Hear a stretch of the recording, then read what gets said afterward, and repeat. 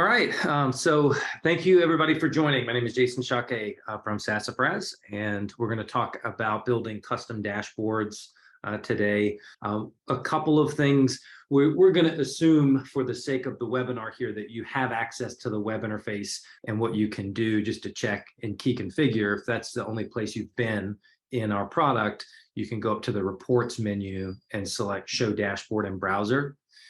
If there's no SSL cert, you might have to bypass some warnings from the browser about it being potentially unsafe website.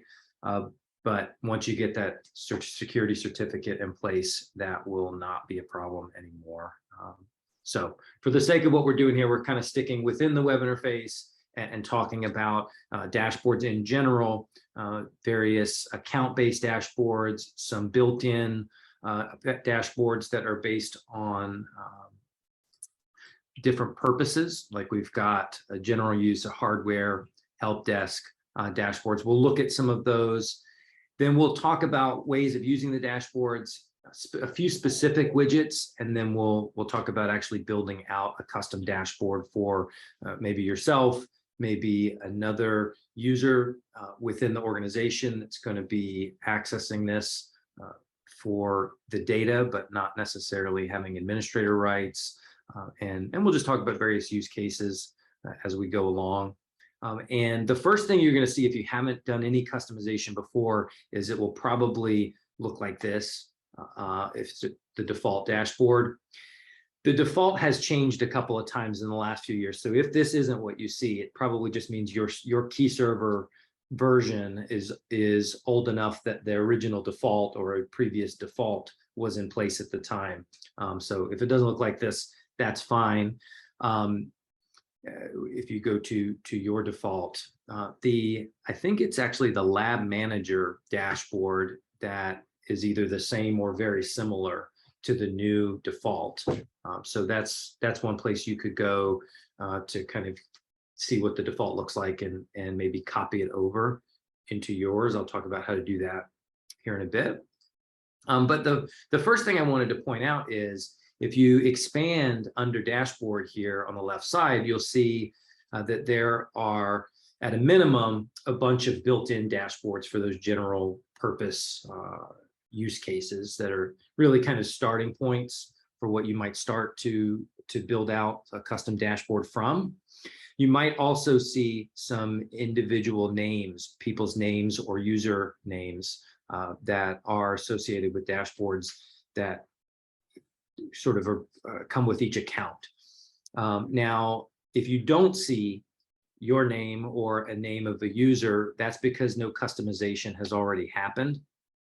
What happens when a user logs in and they hit this dashboard page, they're literally looking at the default dashboard. As soon as they make any modifications that get saved, that's the point at which a custom dashboard in their name is created. So if you don't see your name listed, you're just looking at the default, logged into your account. If you start making any changes, that will create a dashboard in your name. So the search bar, you might have noticed in the web interface, is going to behave differently depending on what page you're on. So if you're on the help page, it's going to look at our documentation. If you're on the computers page, it's going to search the computers. On the dashboard, it really is a more general use or general purpose thing. So if I start typing in here, I can see there's some lab maps here. There's a couple of devices, and then there's a bunch of computers that have atoms in the name. So it allows you to do some general purpose searching for objects here. And then one of the coolest features about these dashboards is that you can configure them without specifying locations in the individual widgets and then scope the page.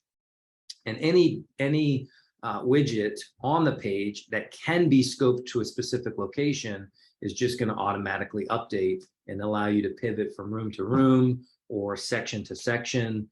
If you've got tags on computers for tagged groups, you can even, let's say, all of your Macs or all of your Windows computers or some other tagging that you've done within your computer groups, you can scope to computers with a given tag. And it will just present the information for that computer group any computer that has a tag on.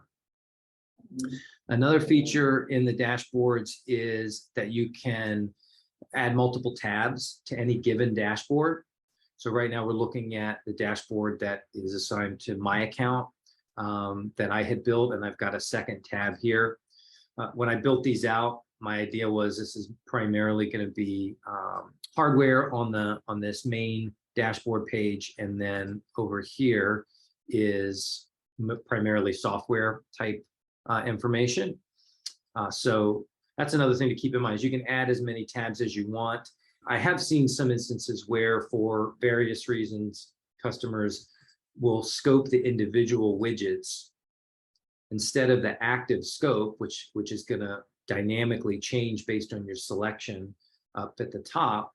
You can be specific that you want to scope this widget to a specific section or division or tag, and then it will take that on, and it will always be applied or scoped to that location. At a high level, to add additional widgets, this in the top right corner here is this plus icon. And what you're looking at in this dialog is the types are sort of top level categories.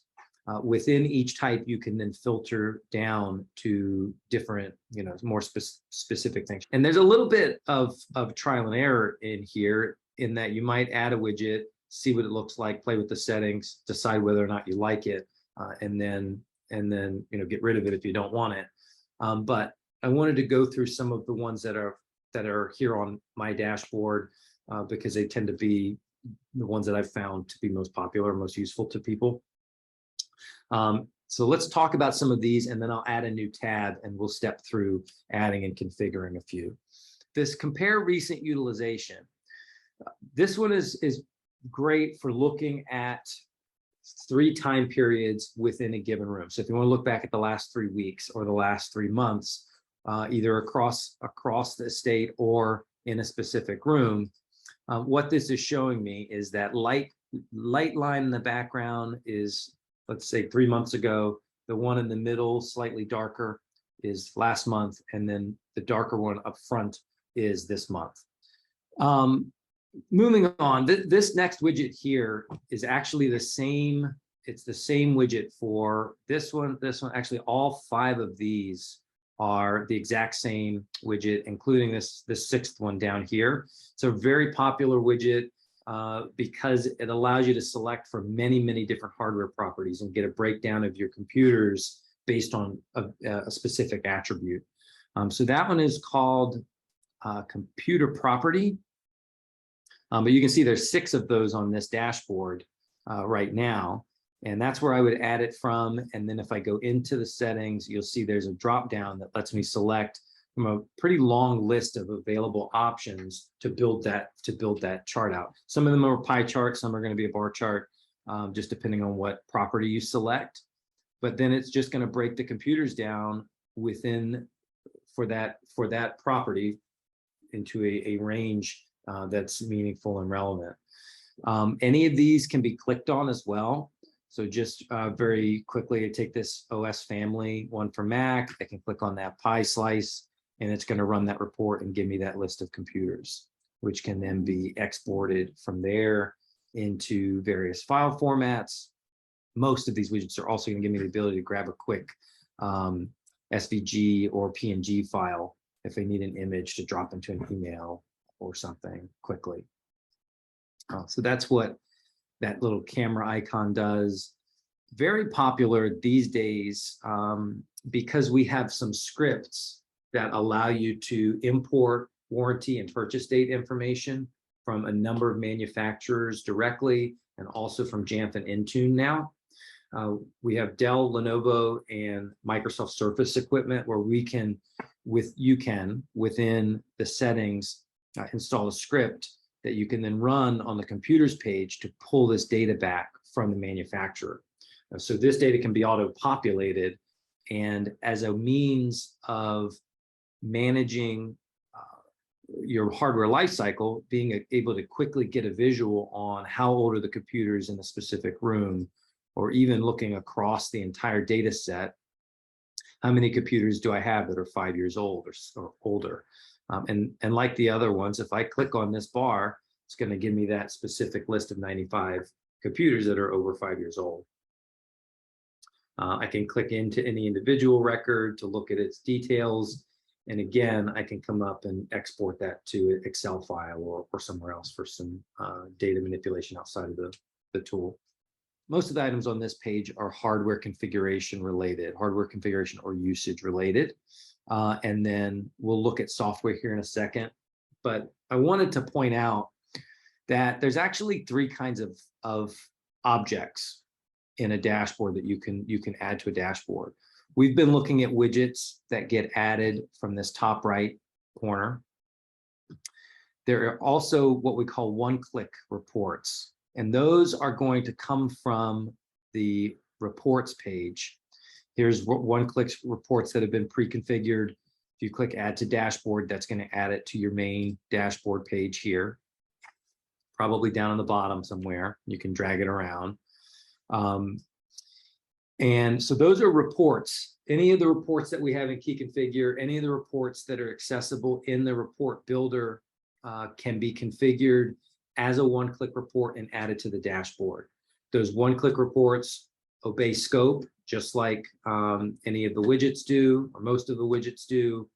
So if you create a one-click report, select a scope up top, it's going to be added.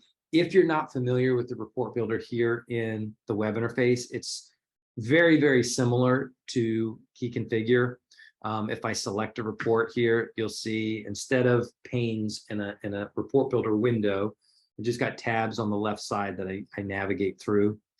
To make a report, one of the reports here on this one-click page, there's really only two settings that you need. After you've selected the report, on the Save As page, you just want to make sure you choose the one-click folder and on demand. And any other configuration options will become a part of that template. But once that's done, when you click Save, you will see this report. Normally, you want to give it some kind of custom name. If you don't, it will just use the default name of the report. But once you do that and click Save, it will show up here. And you can see most of these have custom names that were hand typed and assigned to these templates, whereas some of them are just using the default names. But from here, you can add them to the dashboard. Really quickly, just to have a quick look over at the second tab. There's 2 things I want to point out here. One, there's a couple of these widgets, most used products and most used programs.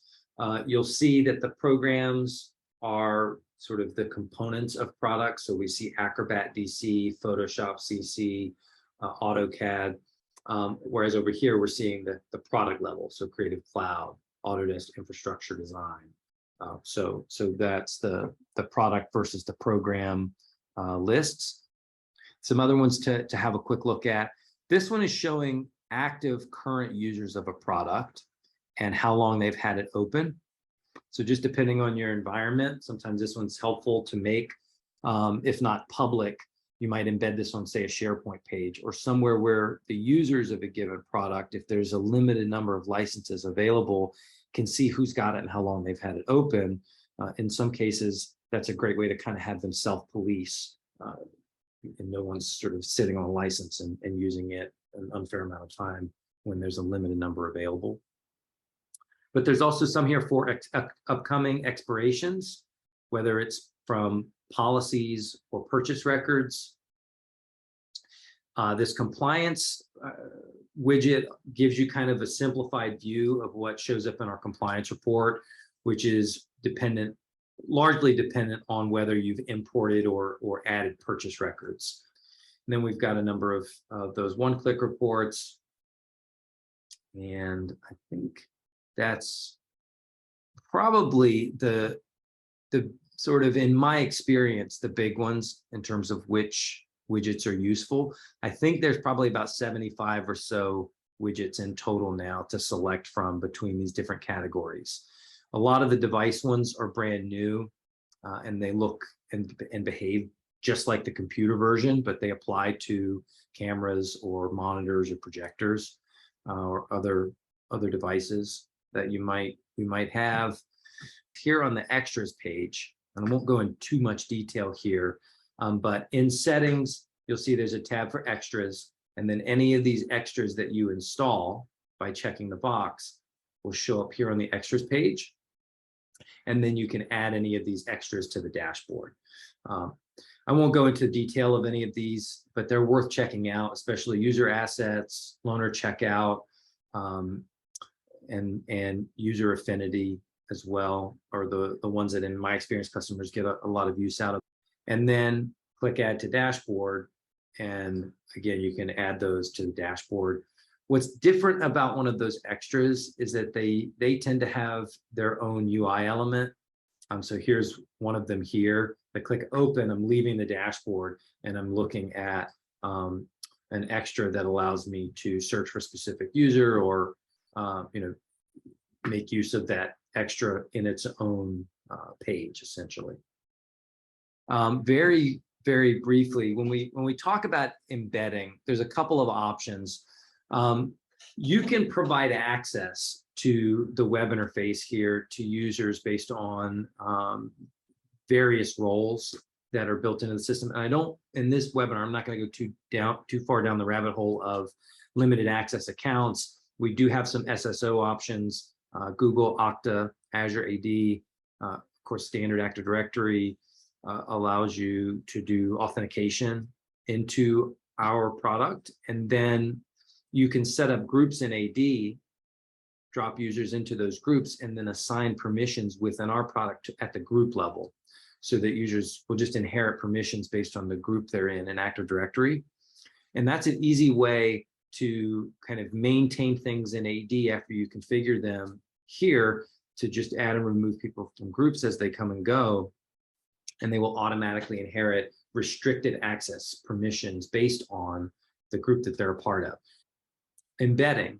So I mentioned embedding a couple times. You can embed any individual widget at the widget level. Each one is going to have in this top right corner this little symbol that allows you to grab some embed code. There is one additional piece of information that you need. So if you come here to help and we type embed and grab,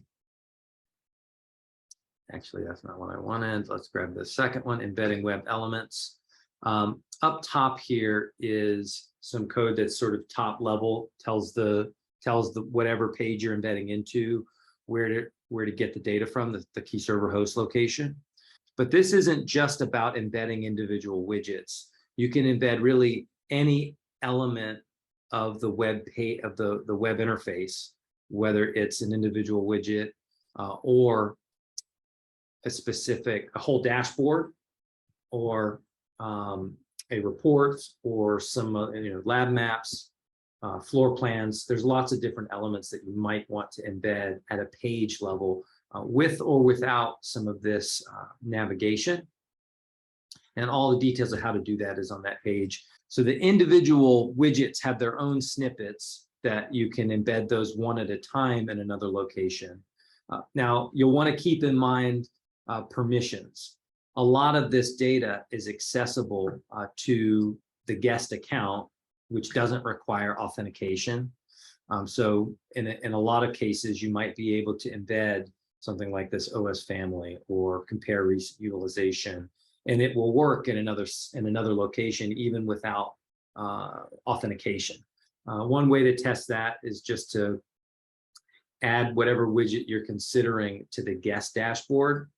So if, as an administrator, I can come in and click guest and add anything I want to this. And then when I log out and look at the guest dashboard, anything that can contain data here will, and you can see expirations, entitlement expirations is not showing data to the guest account.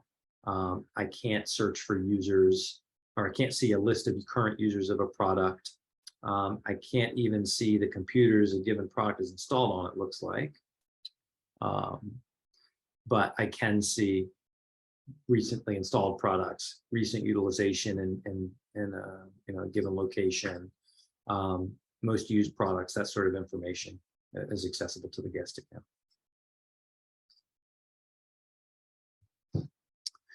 So I mentioned I was going to add a couple, so let's do that very quickly here.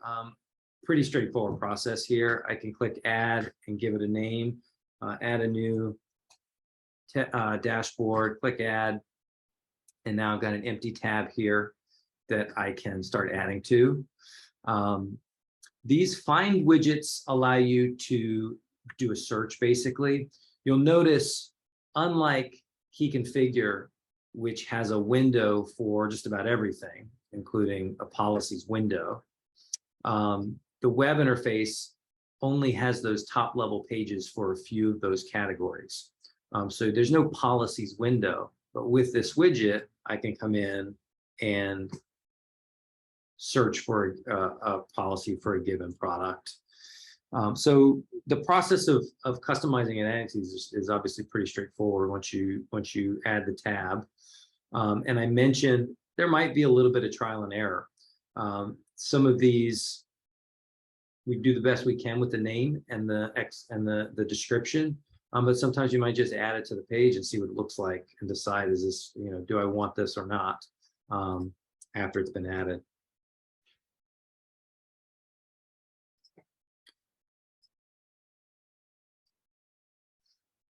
Hope that all makes sense. I think that gets me through the list of the things I wanted to make sure I covered today. So we talked about the lists of dashboards, where they come from, how you can add and create additional ones. We talked briefly about assigning accounts or dashboards to various accounts, or building dashboards for a specific account. We talked about the default dashboard and how any account, when it logs in for the first time in the web interface, it's literally looking at the default dashboard. So until you start making customizations for that account, you're seeing the default dashboard, and it's not going to have its own until you start making changes. Adding a tab, we talked about that. Again, the searching within the web interface is different depending on what page you're on. And so when you're on the dashboard, it's going to search. It actually does allow you to search for widgets as well. So we have been going into this up here to search for widgets manually, in a sense. But I could also come up top here into the search bar and type the name of a widget if I happen to know what I'm looking for. And you can see the widget icon looks like this. And so a given widget, if I type the name of a widget, I can select it and it will add it that way.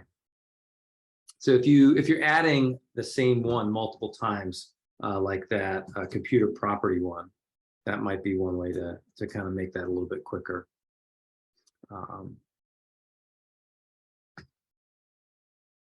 We talked very briefly about one-click reports, extras, adding those to the dashboards as well. Those are a little bit different than widgets, and they're added from either the reports page or the extras page.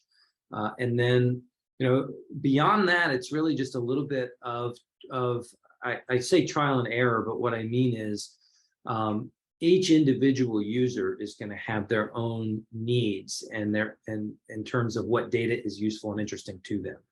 So the process of building out a custom dashboard is often related to who's it being built for and what information is useful to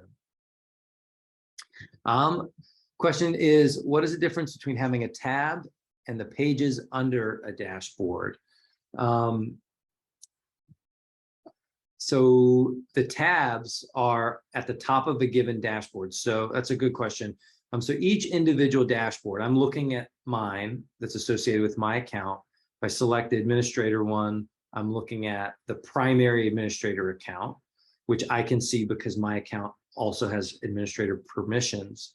But each dashboard can have its own tabs. So instead of just one page, I can add as many different tabs or views to a specific individual dashboard. So each of these is a separate dashboard, and each dashboard can have multiple tabs. One thing to keep in mind when we talk about the scope So this dynamic scope is going to apply to any widget and one-click report that is able to accept a scope. There's a few that don't. So the ones that see that when I apply a scope, the scope gets added to the name of any report that can accept the scope. The ones that don't, Creative Cloud policy usage, top products, expiring entitlements. There's usually some reason that it doesn't make sense to scope a given widget to that location. And so some of them don't scope, and you can just tell the difference based on whether or not it applies the name of the scope. So not really all that difficult, but there's a lot of information that trying to figure it all out on your own isn't always as easy as you'd like. So we just wanted to step you through the process a bit, answer any questions, and make sure that you felt fairly comfortable in creating your own dashboards. As you go in and start to do this yourself, any questions that come up, any assistance that you might need, always feel free to reach out to us. You can email me directly at jasons@sassafras.com. Our support team is support@sassafras.com.